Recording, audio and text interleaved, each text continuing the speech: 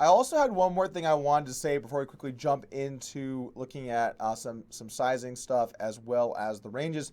If your opponent goes bigger or smaller, you want to adjust your range as well. So these are all assuming default 3-bet sizes, the sizes that I'm recommending you to use, around 7.5 over min raise, 9x over 2.5x, and around 11.5x over 3x. So if you're playing someone and they're going really big, you could use the tight range if they were a default player or a loose player. You can, if they're going really small, you can use the loose range even if they're a tight player. Basically, the idea is you're going to have to make some small adjustments, kind of like in every segment of this video series. We give the defaults, we figure out the range, and then we make little adjustments. So I want you to know that this is based around a normal size 3-bet. Make sure you change from size to size, and maybe actually that would be a good way to test yourself, would be to look at your default range, and then make, okay, this guy made it 11 blinds instead of 10 blinds or 9 blinds. What would I do? And make sure you're going to change your strategy versus all of those things. So that's more important online when you're playing in tough matches, but I want to make sure we get that out of the way. Okay, so let's go ahead and take a look here at just some basic math on 4-betting to begin with. So let's just say that we're going to open to 2.5. Let's say they're going to 3-bet to 9. Okay, so we'll just use these standard sizes. So our standard 4-bet size, if I had to recommend something, I would probably recommend going about 2.5x their 4-bet size. So that would be 18, so kind of like a 22.5-ish sized 4-bet. Now, this can change. If you're playing something with a low 4-bet, it could be better to go 23, 24. If you're playing someone that folds a lot, it could go down to more like 20. And also, you want to take into consideration what your opponent's 3-betting strategy is. Against people that are using a lot of polarization, like us, it could be better to go a small size because those bluffs are going to get crushed. That said, when you're playing somebody that has a more mergy, value-centric type 3-betting strategy, it can make sense to go more like 20, 24, 25. So the point is 2.5x is the standard size facing a 3-bet, and we're going to base our math around that. So if we 4-bet to the size, and let's say that they fold 35 and they 5-bet 10%, you have to have about 36% equity in order to make this worthwhile. So let's just quickly do a quick analysis here. So let's say take ace-5 off, which is like one of our most standard bluffs, and let's just say that they've got a kind of normal flat 4-bet-ish range. Some of these, maybe a few of the middling pairs, those are less likely. Maybe some of those as well. So you're definitely going to have enough equity here with ace-5 off should they be playing a pretty normal strategy. The problem is I actually do think that hands like ace-5 off, we always talk about in position we overrealize. I think the weak aces in 4-bet pots heads up actually under-realize, because the thing is the ace-high flops are known for being quite strong for the 4-better. So you're going to get way more action on boards you brick, which makes me think that this actually ends up being less equity than normal. And I think some of these other hands that we're going to talk about, like King 8 or 10-9, I think those hands actually tend to overrealize a little bit more. But, we're still right in that ballpark where it's going to be fine. That said, 10% is a pretty low 5-bet. I think the traditional opponent, at least nowadays, tends to be about fold 35, 4-bet 20. And when we look at that, all of a sudden we need to have 44% equity, which, not very which is not very attractive when you look at this and we have 43% and we think it probably under-realizes. So 4-bet bluffing, it's not that attractive, which is why we tend to use more value than bluffs. However, it still is around break even. It gives you more action on your good hands. And let's just say they don't 5-bet that much and they mainly call.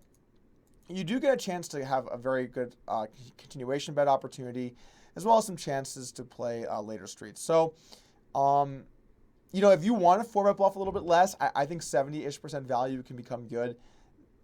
That said, I would really try and keep it around 60%. I think 60% and you're in a really good place. Because the thing is then, you're going to fold 40% to jam. And maybe when they have an ace, it's a little bit more. But it's probably not going to change too much. But the thing is, they can't really do too much to counter you. If they start trying to jam light, they're going to get crushed by all your value bets.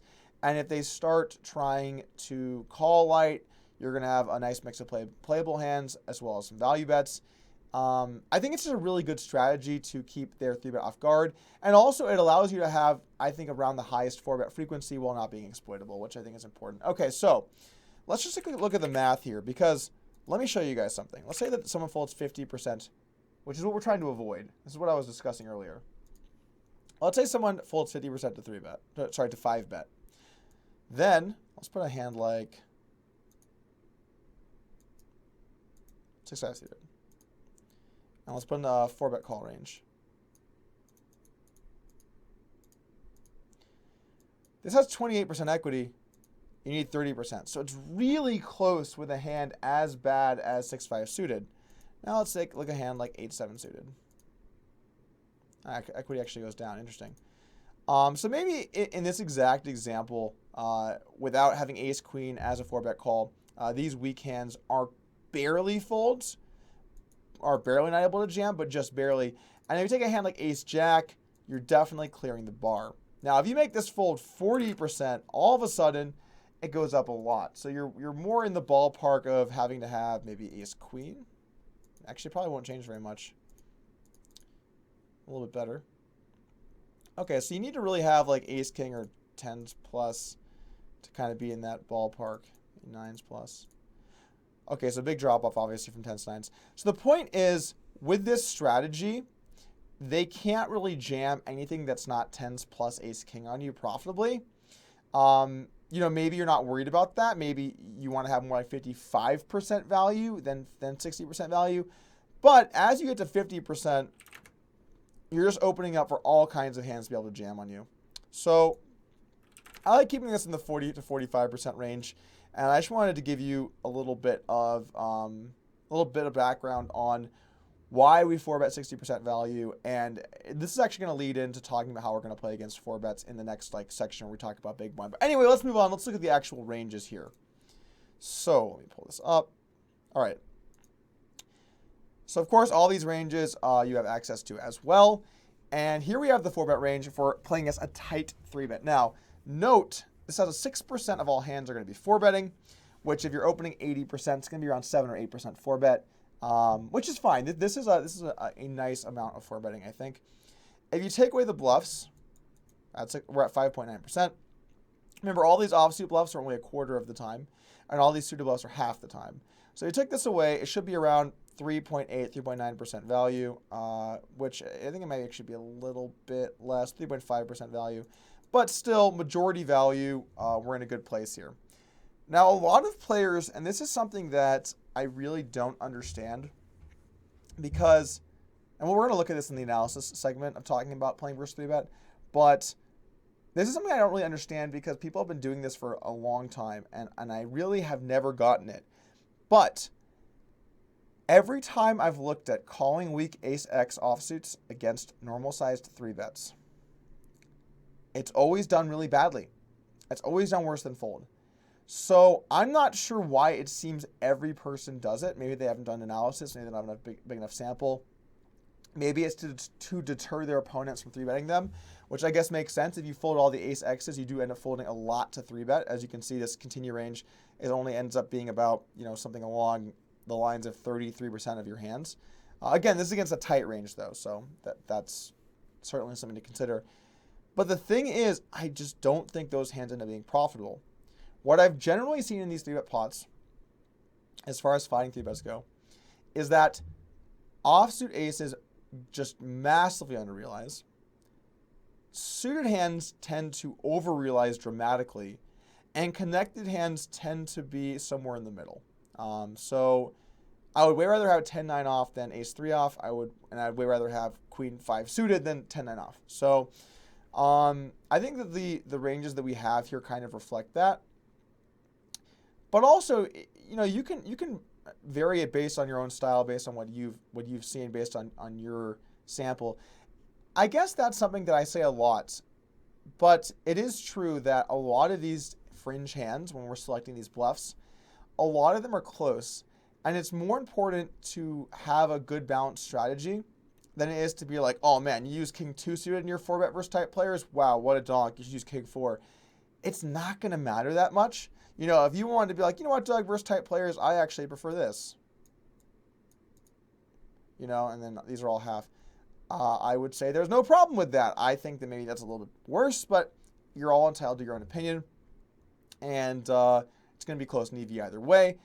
The thing is, these decisions are going to be based around a bunch of stuff, and you know, you want to base it around post flop a little bit, but you start with your default, then you adjust to the size, then you adjust to your opponent's frequency, then you consider post flop play, and you do all of those things to make it maybe a little wider, a little bit looser. So this is our default tight range. As we get to the default range, it's kind of interesting because now that we have more value bets, we actually were adding in nines. We got a few more bluffs here as well. So we added a couple more offsuit hands, maybe another suited hand or two as well. Again, we have 7% of all hands here. And if we take away the bluffs, we're looking at about 4% value. So again, we're going to be more value than bluff to deter our opponents from getting that 5-bet jam opportunity. And if you look at the bluffs, they've shifted downwards. You know, they're now these weakest King X suited, these weaker 4 suited hands, King 8 instead of King 9, 9 8 instead of 10 9. Everything shifts down. And then once again, when you look at versus loose players, now you have 8s as well and ace queen suited. So now you have 8% 4-bet or 8% of all hands 4-betting, or 8.4% of all hands. So now we get to have way more bluffs. You know, we're going to call with almost all of our suited hands facing the 3-bet. You know, we're going to 4-bet 8s for value. This shouldn't be in here. And as you can see, this is now something along the lines of 51% of all hands. This is a loose range. Now, you might note the ace X here are selected as calls and 4-bets, which means I actually want to have the 3/4 of the time you don't 4-bet to be call, and 1/4 of the time you do 4-bet to be 4-bets. Again, even versus loose 3-bets, I have seen this go badly, but if it's the 3-bets are small on the small side and your opponent's playing really loose and aggro, you might need to mix these in. And sometimes I do think there is merit in calling with some hands pre-flop that maybe aren't going to be plus EV calls, just to deter the overall 3-bet frequency of your opponent. Getting 3-bet sucks in No Limit. It removes the equity of your bad hands. But I can go either way with those hands. It's kind of up to you. I will say you should very, very much familiarize yourself with all of these ranges, how to adjust to different sizes, how to adjust to different opponents. You should be familiar with all of this stuff. If you want to play poker, heads-up poker at an elite level, this isn't just wing it. You gotta know this stuff. You gotta realize at what point do I 4-bet this hand. Because if you open to 2.5 and they make it 8 or they make it 9, and you're gonna treat it the same, that's a mistake. And frankly, I have played people where I exploited that mistake because they didn't care if it was 8 or 9. They just played the same range, you know, and that is a mistake. You should have ranges for everything. Again, it depends how far do you want to take it, how specific do you want to get, how serious are you going to take it. If you want to play at the elite level, you're going to have to do this stuff. You know, that's one of the ways you can get edge in today's games is by adjusting in these spots that players don't adjust to enough. So familiarize yourself with these ranges, get your 4-bets down, and let's jump in and do a little bit of analysis on some of these flats and some of these 4-bets.